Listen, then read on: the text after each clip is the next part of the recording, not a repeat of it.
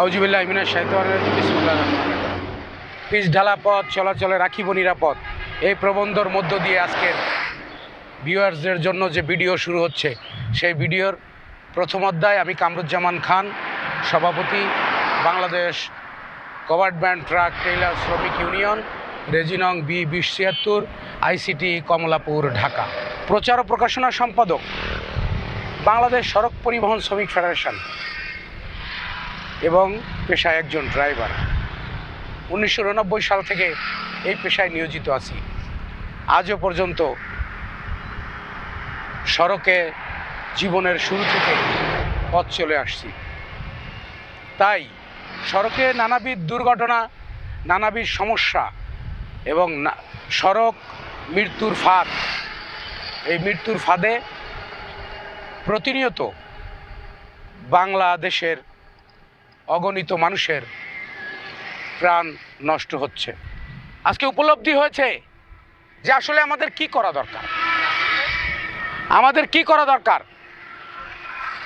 আমাদের কি করলে এই সড়ক থেকে অন্তত আমরা শ্রমিকরা নিজেদের উদ্যোগে কিছু দুর্ঘটনা থেকে দেশবাসীকে স্বস্তি দেব। এখন যে যেভাবে বাঁচো, যে যার আগে যাও, জীবনের সাথে কর্মের সাথে প্রতিযোগিতার হয়ে গেছে। সড়কে একটা প্রতিযোগিতামূলক পরিবেশ সৃষ্টি হয়ে গেছে। এই প্রতিযোগিতা বেশি দিন চললে আমাদের দেশে পঙ্গু, এতিম হার বেড়ে যাবে।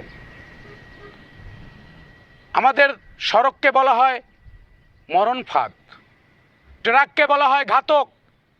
বাংলাদেশের সড়কে 105টি ত্রুটি আছে, তার মধ্যে 5টি আছে আমাদের চালকদের অত্যন্ত ঝুঁকিপূর্ণ। আমাদের গাফিলতি আছে, সচেতন হতে হবে। সেই 5টা বিষয়ের মধ্যে ওভারটেকিংকে আমরা 1 নম্বর বিষয় হিসেবে চিহ্নিত করেছি।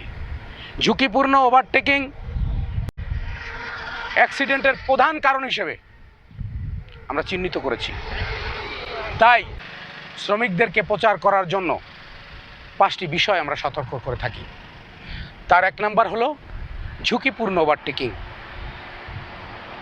ঝুঁকিপূর্ণ ওভারটেকিং আমরা করব না। আমরা এর জন্য নিজেদেরকে সচেতন করার লক্ষ্যে একটি ধারাবাহিকভাবে সড়ক নিয়ে কথা বলার জন্য আপনাদের সামনে এসে দাঁড়িয়েছি।